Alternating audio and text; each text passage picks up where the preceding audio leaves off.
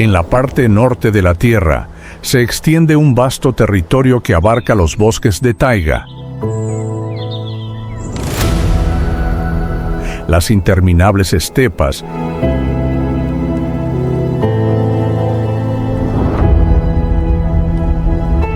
y las cordilleras cubiertas de nieve durante todo el año.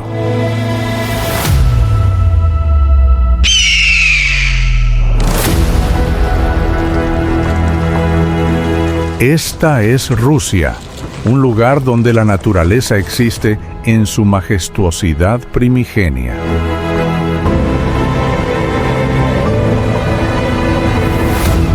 Y donde los seres humanos han aprendido a vivir en armonía con la dureza durante miles de años.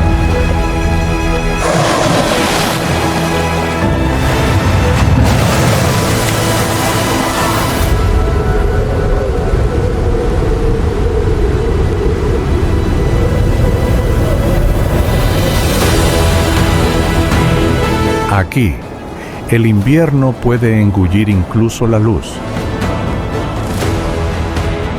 Y el verano enciende el cielo con noches que nunca se oscurecen. Las criaturas más fuertes del planeta habitan en lo profundo de los bosques. Y los ríos antiguos continúan fluyendo silenciosamente a través de la historia de un pueblo resistente. En este viaje, escucharemos la historia de Rusia, no solo a través de sus ciudades o su gente, sino a través del propio aliento de su tierra y su cielo. Un mundo vasto, frágil y de una belleza sobrecogedora, esperando ser descubierto.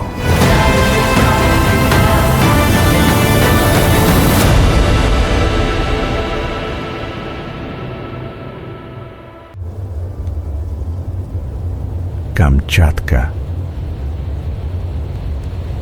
Rusia es uno de los pocos lugares en la Tierra donde la naturaleza te recuerda constantemente que los humanos solo somos visitantes temporales.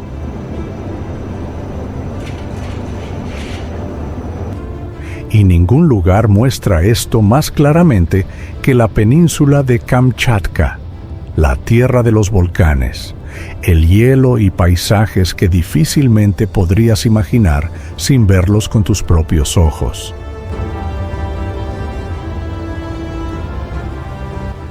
Kamchatka tiene casi 30 volcanes activos. Se alzan juntos como una enorme muralla de fuego a lo largo de la costa del Pacífico.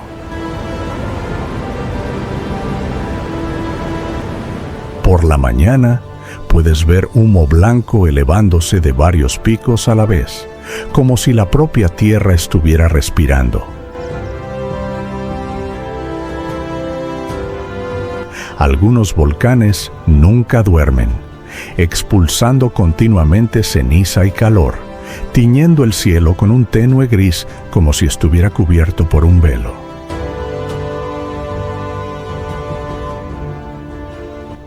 Lo extraño es que justo debajo de estas columnas de calor, la nieve aún cubre el suelo. La lava rojo brillante fluye sobre capas de nieve blanca, creando contrastes intensos como un cuadro dibujado con los dos colores más opuestos, el calor y el frío.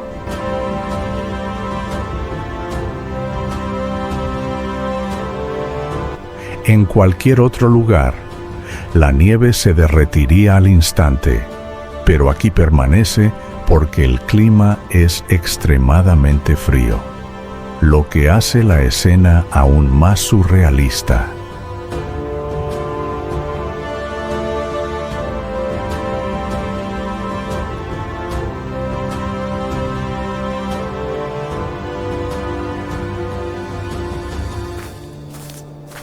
A los pies de los volcanes humeantes de Kamchatka, largos ríos helados fluyen a través de los prados. El agua es clara como el cristal, pero bajo ella se desarrolla un viaje implacable. Es la temporada en que regresan los salmones rojos. Enormes bancos de salmones nadan río arriba desde el Pacífico, luchando contra corrientes y cascadas, avanzando por lugares donde incluso los humanos apenas pueden mantenerse en pie. El río adquiere de repente un tono rojizo pálido, el color de millones de vidas luchando por completar el último viaje de su existencia. Cuando los salmones llegan, toda la tierra parece despertar. Las águilas circulan en lo alto. Los zorros caminan a lo largo de las orillas y, lo más notable, los depredadores más fuertes, los osos pardos de Kamchatka, comienzan a aparecer. Puedes verlos desde lejos, enormes siluetas oscuras moviéndose lentamente por los prados verdes.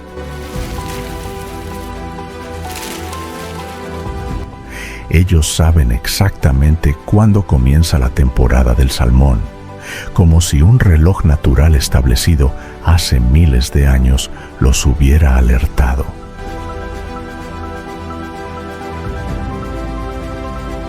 Una familia de osos suele ser de las primeras en aparecer. La madre, que pesa casi 300-400 kilogramos, guía a 2 o 3 cachorros rechonchos que trotan detrás de ella. Se mantienen en el agua helada sin temblar, con los ojos fijos en la superficie brillante. La madre espera pacientemente. No necesita correr. Los salmones pasarán frente a sus patas en cualquier momento.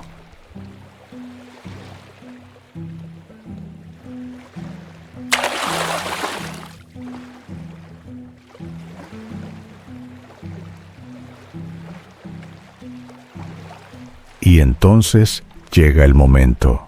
Con un poderoso golpe de su enorme garra, un salmón es lanzado fuera del agua y cae sobre una orilla rocosa. La madre avanza, lo inmoviliza con sus garras y comienza a comer.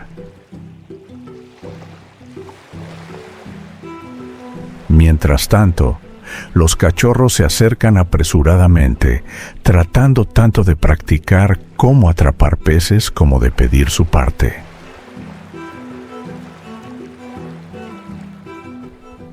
Observan atentamente los movimientos de su madre y luego tratan torpemente de imitarla, a menudo lanzándose al agua, a veces resbalando, pero nunca rindiéndose.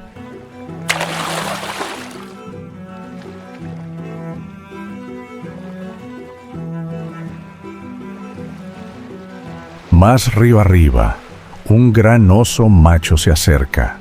La madre se pone de inmediato en alerta.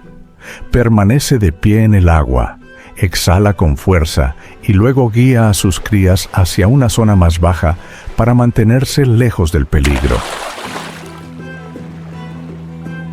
Los osos machos no siempre atacan a los cachorros, pero nunca es algo seguro. El instinto hace que la madre sea cautelosa.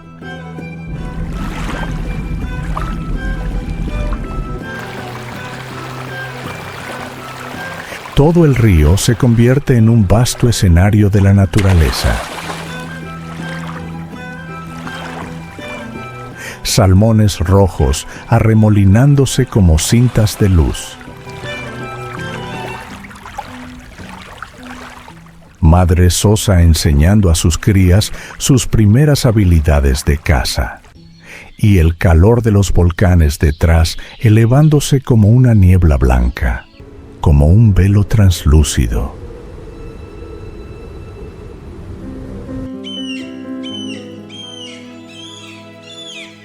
abandonando los ríos teñidos de rojo por los salmones y los bosques donde reinan los osos pardos. El viaje por Kamchatka nos conduce gradualmente hacia el mar. Desde lejos, puedes escuchar las olas golpeando los acantilados negros formados por antiguas erupciones. El océano aquí es frío, profundo y tan silencioso que puedes oír el viento deslizarse sobre su superficie.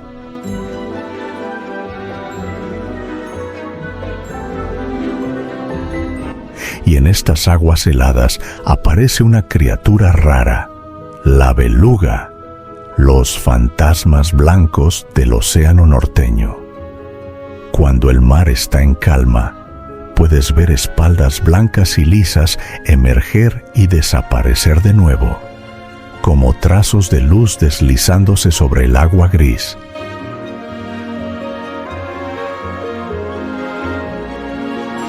Las belugas no son como otras ballenas. Son más pequeñas, más ágiles, y sus llamados resuenan como silbidos que atraviesan capas de hielo. Los habitantes de Kamchatka han vivido junto a las belugas durante generaciones. A menudo dicen que si ves belugas nadando cerca de la orilla, el mar está lo bastante seguro como para zarpar. Si las belugas desaparecen, es probable que una gran tormenta venga del este. Observaciones como estas no aparecen en los libros, pero siempre son precisas porque provienen de años de supervivencia junto al océano.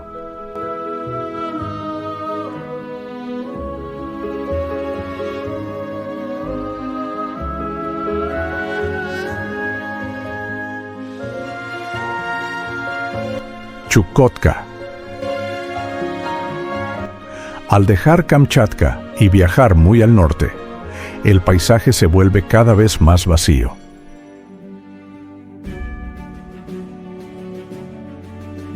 Las colinas desaparecen, los árboles desaparecen, y solo la tundra blanca se extiende hasta el horizonte.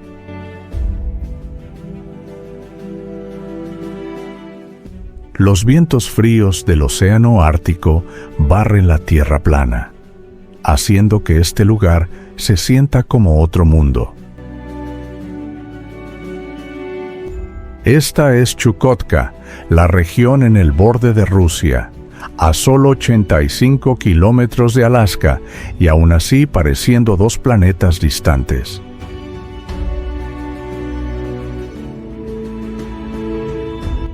La gente aquí vive dispersa, con pequeños pueblos esparcidos por la tierra congelada como diminutos puntos de luz aferrándose a la vida.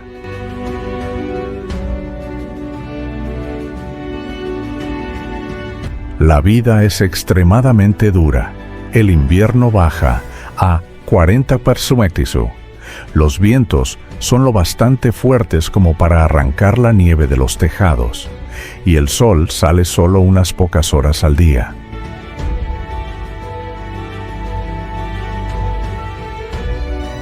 Sin embargo, dentro de estas condiciones brutales ha existido durante miles de años una cultura ártica única.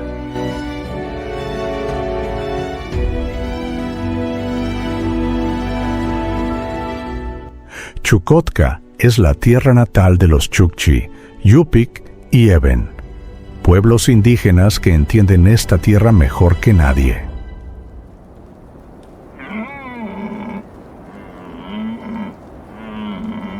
Dependen de los renos, el animal más importante en sus vidas. Los renos proporcionan carne, pieles para la ropa y se usan para el transporte a través de la tundra. Las familias suelen ser nómadas, siguiendo a los rebaños, montando tiendas donde hay alimento y luego moviéndose año tras año. A lo largo de la costa, Los Yupik y Chukchi mantienen la tradición de cazar ballenas y morsas, muy parecido a los pueblos esquimales de Alaska. Usan pequeñas embarcaciones, siguen el aliento de las ballenas en el mar helado y cazan con absoluto respeto, tomando solo lo necesario para todo el pueblo, sin desperdiciar nada.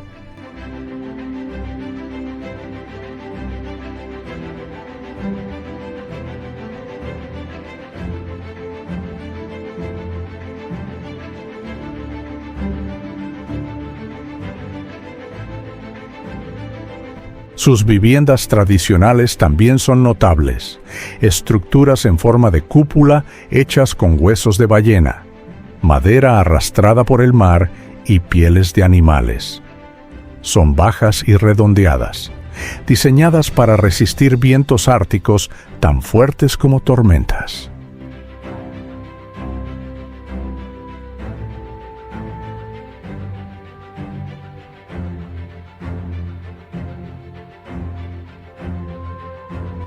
Dentro de las tiendas, las personas se sientan alrededor de un pequeño fuego, contando relatos populares sobre el mar, los renos y los espíritus que protegen la tundra.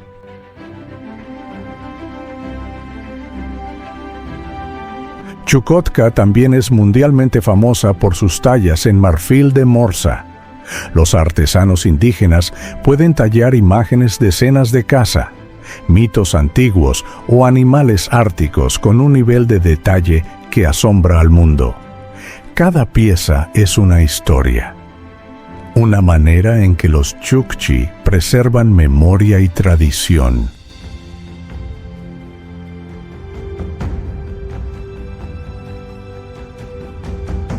En una tierra donde el viento es más fuerte que las palabras, donde el invierno dura medio año, donde el mar y la nieve siempre exigen cautela, las personas sobreviven gracias a la paciencia, el conocimiento y su vínculo con la naturaleza.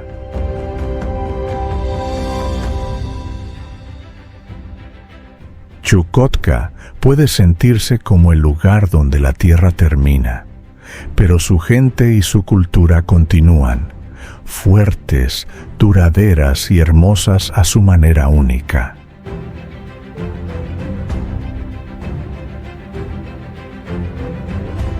Moscú.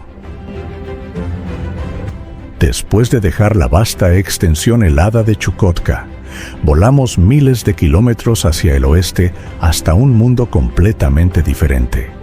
El hielo desaparece, la taiga se espesa, aparecen carreteras principales y luego, en el centro de este país inmenso, Moscú surge como un corazón palpitante.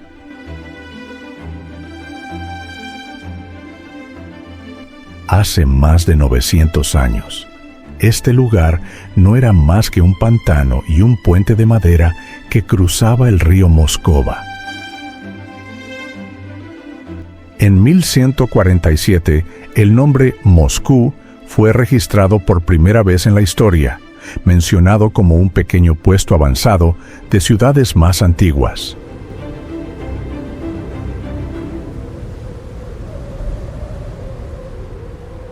Pero desde ese rincón remoto, una ciudad comenzó lentamente a tomar forma. Moscú estaba rodeada de densos bosques, ríos y tierras fértiles, una posición perfecta para convertirse tanto en un centro comercial como en un sitio estratégico de defensa. Así, se construyeron las primeras murallas de madera para proteger a los habitantes. Estas mismas murallas se convirtieron en los cimientos de lo que más tarde sería el Kremlin.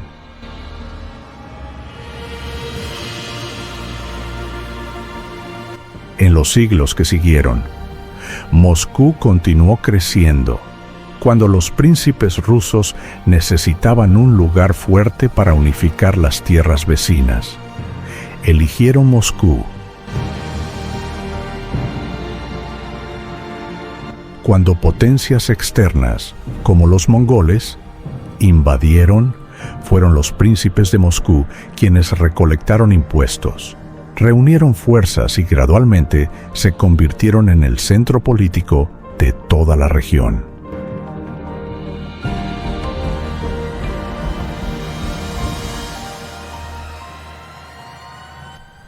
Para el siglo XV, Moscú era lo suficientemente fuerte como para declarar su independencia de los mongoles y, desde entonces, la ciudad comenzó a construir grandes iglesias, altas torres y fortalezas de piedra, todas las cuales aún se conservan hoy dentro del Kremlin.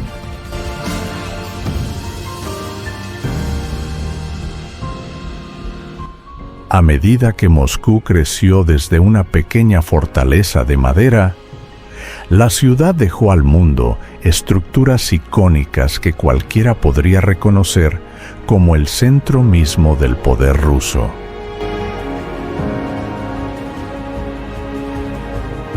La más destacada de ellas es el Kremlin, el corazón de la nación durante siglos. Desde lejos, el Kremlin se eleva como una fortaleza inquebrantable, con sus muros de ladrillo rojo y torres puntiagudas que alcanzan el cielo. Pero dentro de esos muros existe un mundo completamente distinto. Catedrales de cúpulas doradas, donde los zares eran coronados. Antiguos palacios blancos, donde dinastías tomaron decisiones que cambiaron la historia. Y tesoros reales preservados como el alma de Rusia.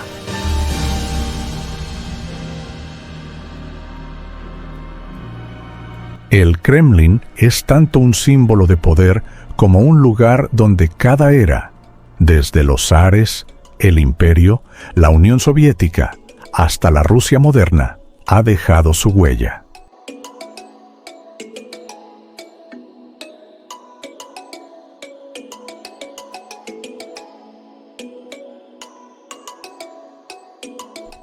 Al salir de esos muros, la Plaza Roja se abre como un vasto escenario histórico.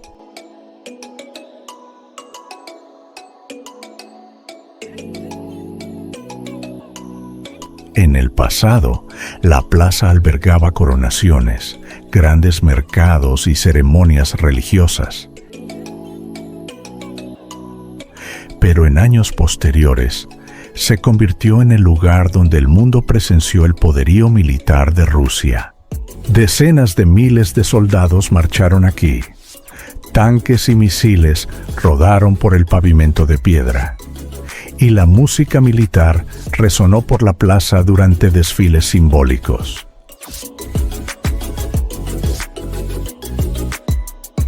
El más importante es el desfile de la victoria, el evento que conmemora la derrota de la Alemania nazi por parte de la Unión Soviética en la Segunda Guerra Mundial.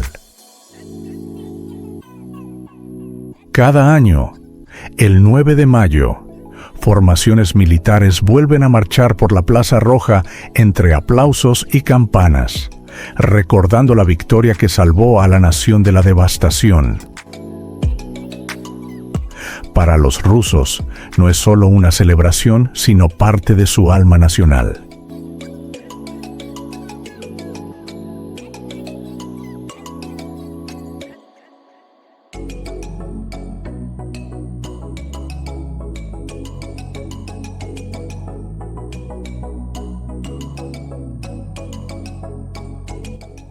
En el centro de esta vasta plaza se encuentra una estructura pequeña pero significativa, el Mausoleo de Lenin.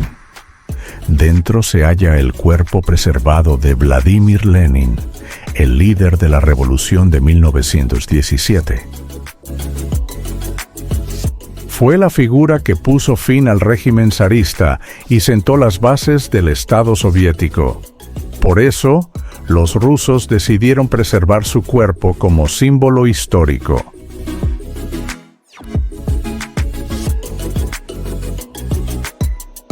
Al final de la plaza, como una pieza completamente distinta del entorno solemne. La Catedral de San Basilio se eleva en colores brillantes como si hubiera salido de un cuento de hadas. 9 cúpulas en espiral, cada una con su propio diseño, desde espirales verdes hasta puntos rojos y curvas doradas, todas mezclándose en una imagen extraña y sorprendente. Ninguna otra iglesia en el mundo se parece a ella. La arquitectura de San Basilio es como un sueño esculpido en piedra. La catedral fue construida en el siglo XVI por orden de Iván el Terrible para conmemorar la victoria sobre los tártaros. Cada cúpula es una capilla que representa una batalla que Rusia había superado.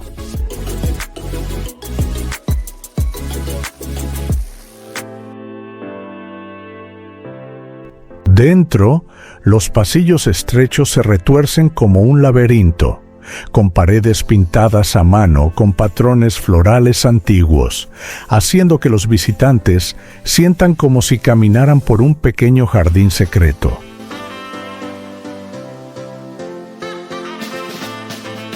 Aunque vibrante por fuera, el interior de San Basilio es silencioso, antiguo y sagrado.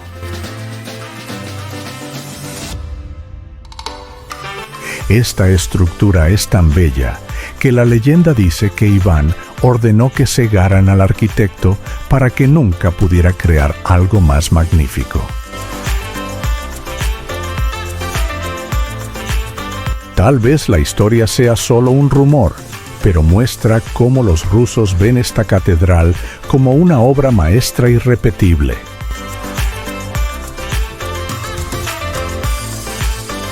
Hoy, San Basilio no es solo una iglesia, es un símbolo de Rusia, como la Torre Eiffel lo es para Francia o las pirámides para Egipto.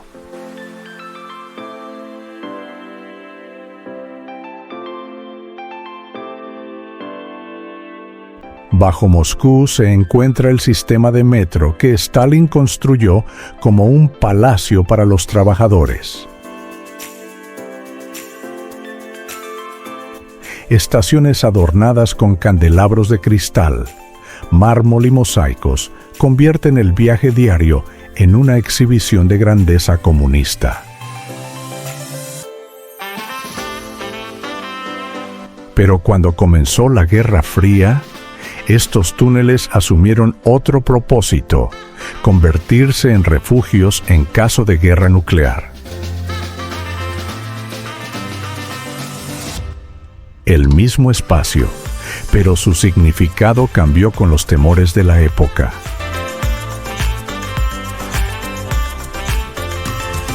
En la superficie, Moscú honra sus triunfos científicos con la estatua de Yuri Gagarin, el primer ser humano en el espacio. El monumento de titanio de 40 metros se alza contra el viento a lo largo de la avenida, como si Gagarin aún estuviera despegando hacia el cielo.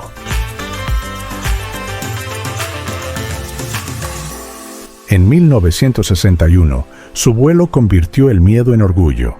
La Unión Soviética había superado a Estados Unidos, y el espacio exterior se convirtió en prueba de la ambición nacional.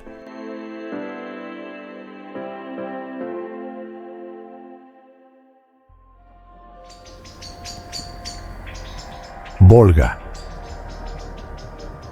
Al dejar Moscú, viajamos hacia el sur, donde la ciudad lentamente da paso a bosques, llanuras y pequeñas casas junto a la carretera.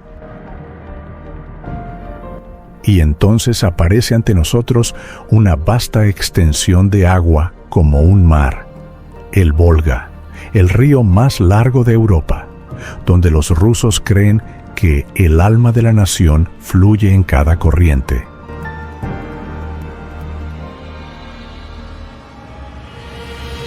Los rusos llaman al Volga Madre Volga, no por poesía, sino porque durante miles de años este río los ha alimentado, protegido y, a veces, salvado al país de la desesperación.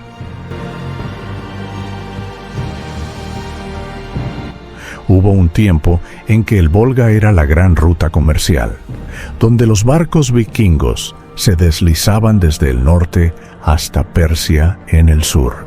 Durante la era soviética, cuando caían bombas en tiempos de guerra, Stalin trasladó cientos de fábricas desde el oeste de Rusia a la región del Volga, usando el río como un escudo natural. Este río también ha sido testigo del sufrimiento de la nación. En la Segunda Guerra Mundial, millones de personas cruzaron el Volga, soldados que se dirigían a Stalingrado, familias que huían de las bombas y muchos que nunca regresaron. El Volga lleva agua a todas partes, pero también transporta recuerdos de los tiempos más duros de Rusia.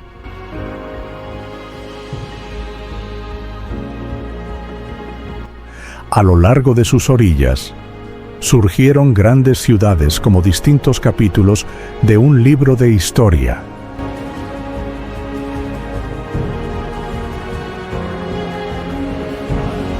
Y entre ellas, la más destacada en el viaje hacia el este es Kazán, un lugar donde el Volga trae no solo vida, sino también una extraordinaria armonía cultural.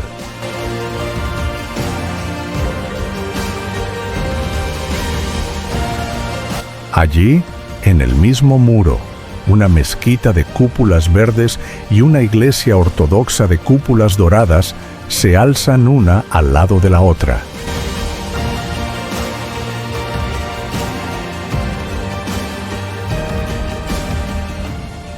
El Volga fluye entre ellas como una suave frontera, recordándonos que Rusia no tiene un solo rostro.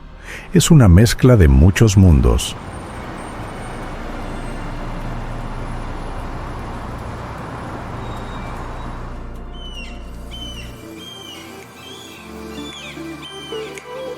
Crimea.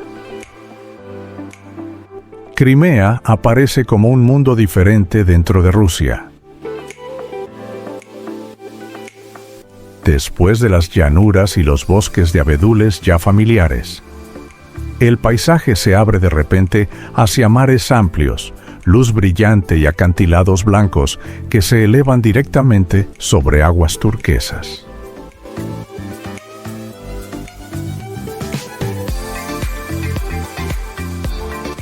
Aquí la naturaleza parece olvidar el frío de Rusia y, en cambio, se viste con los colores cálidos del Mediterráneo. Adentrándonos más en la península, encontramos paisajes increíbles. Lagos alados rosados se extienden como espejos teñidos de tonos pastel, brillando bajo el sol. El agua yace quieta y rosada, mientras suaves costras de sal blanca bordean las orillas como nieve de verano.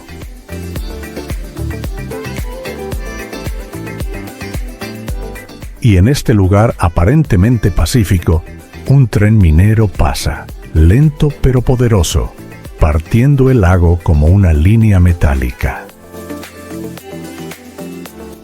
Los vagones oscuros del tren contrastan fuertemente con el agua rosada, creando una imagen extraña: metal contra sal, industria frente a naturaleza.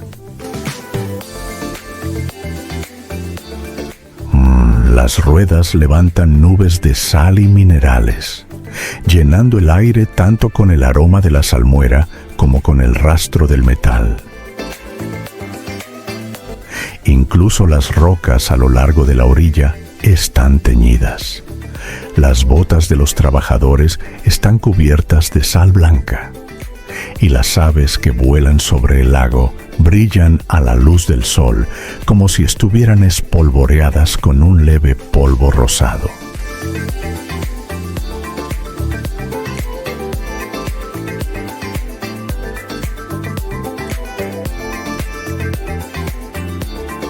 Crimea es un lugar donde todo tiene color, todo conserva rastros, desde los acantilados hasta las aguas, desde la sal hasta el aire.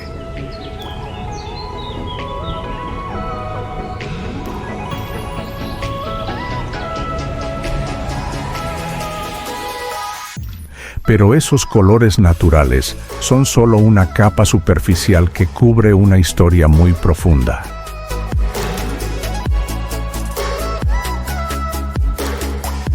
Esta península fue tierra disputada por griegos, romanos, bizantinos, mongoles, otomanos y rusos. Cada imperio dejó una capa de historias como vetas minerales en la piedra, separadas, pero coexistiendo.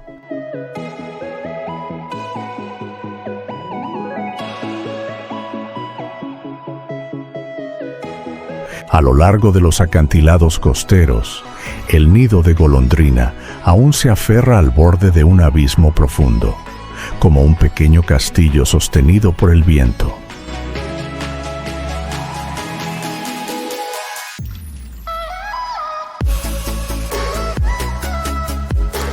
Más lejos, el puente de Crimea se extiende 19 kilómetros a través del mar, conectando la península con la Rusia continental. Un nuevo camino sobre aguas turbulentas. Tanto un proyecto de ingeniería como un símbolo de una relación que nunca ha sido pacífica.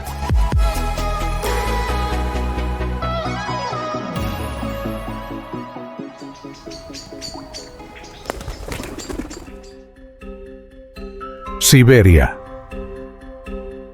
Siberia se extiende como un continente independiente, cubriendo la mayor parte de Rusia y prolongándose desde los montes Urales hasta el Océano Pacífico. Antes de la llegada de los rusos, Siberia era el hogar de muchos pueblos indígenas como los yakutos, nenets, buriatos y evenk.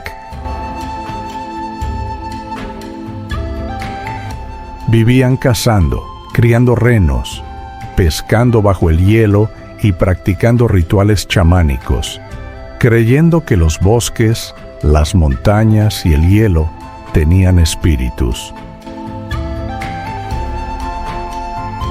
Sus vidas estaban estrechamente unidas a la naturaleza, y muchas de estas tradiciones aún perduran hoy.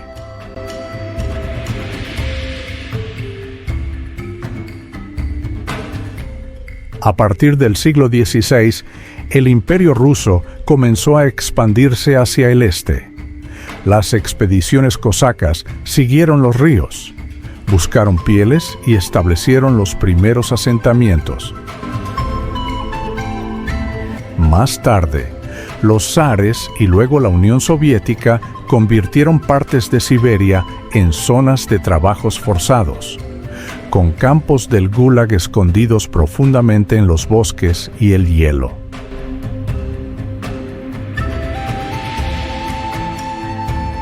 Durante la Segunda Guerra Mundial, cientos de fábricas fueron trasladadas aquí, transformando Siberia en un importante centro industrial. Al dejar la taiga siberiana, nuestro viaje nos lleva más al este, donde las montañas se abren y el cielo se vuelve más brillante en el frío metálico.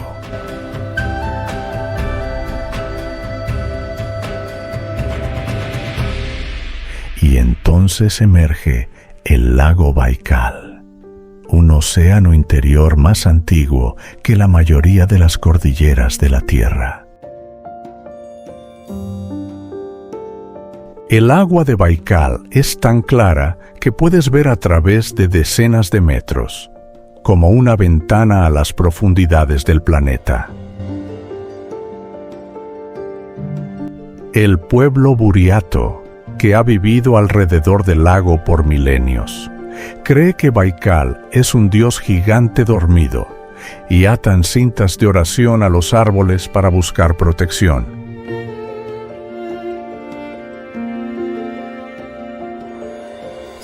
Cuando llega el invierno, Baikal adopta una forma completamente diferente. La superficie se congela en una gigantesca lámina de hielo cristalino, de varios metros de grosor, pero tan transparente que puedes leer cada fractura bajo tus pies. Las burbujas de aire atrapadas forman patrones blancos en forma de estrella, suspendidos en el hielo como si flotaran en el espacio.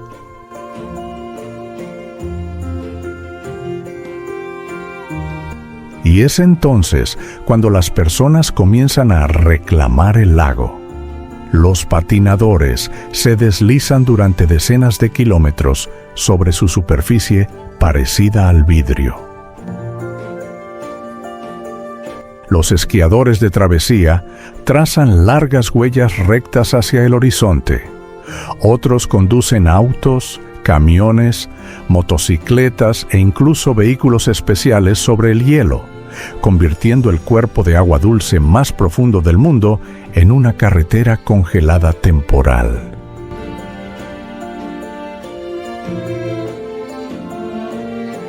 Siberia es vasta como un continente propio, y dentro de su frío extremo, la naturaleza aún alberga algunas de las criaturas más resistentes del planeta.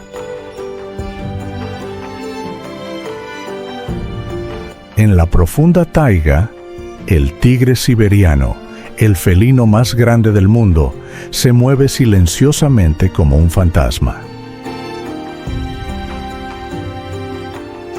Su grueso pelaje lo protege del frío de 40 grados bajo cero, y un solo golpe puede derribar a una presa 2 veces más grande que él.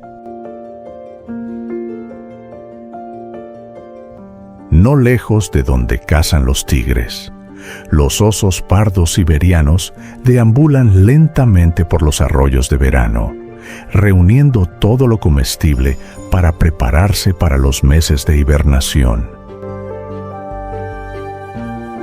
Cada otoño, sus cuerpos ganan decenas de kilogramos, como si la propia naturaleza les advirtiera que aquí el invierno nunca tiene piedad.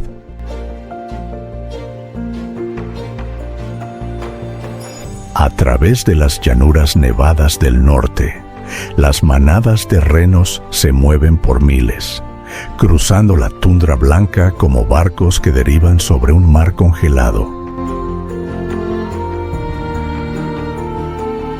Son el alma de los nenets y evenk indígenas, una fuente de alimento, transporte y una guía a través de tierras sin mapas.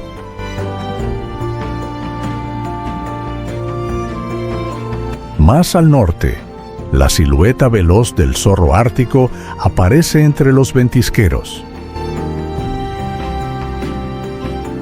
Su pelaje es tan blanco que casi se confunde con el paisaje, y aun cuando las temperaturas bajan a 50 grados Celsius, sigue cazando pequeños ratones escondidos bajo el hielo.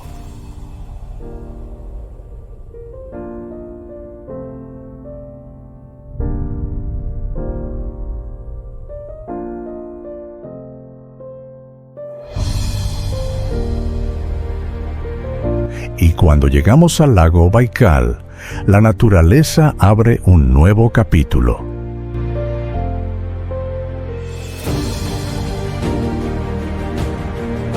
Bajo el agua dulce más profunda del mundo, la foca de Baikal, la única especie de foca de agua dulce en la Tierra, se desliza a través de la oscuridad.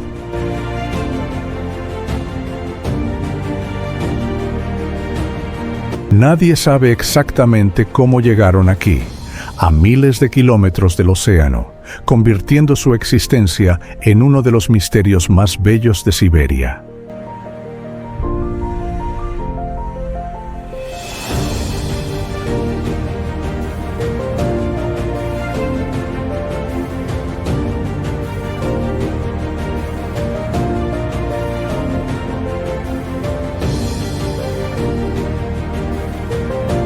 En la superficie del lago, los búhos siberianos vuelan sin hacer sonido, con sus ojos dorados parpadeando entre los pinos, mientras observan cada diminuto movimiento de sus presas.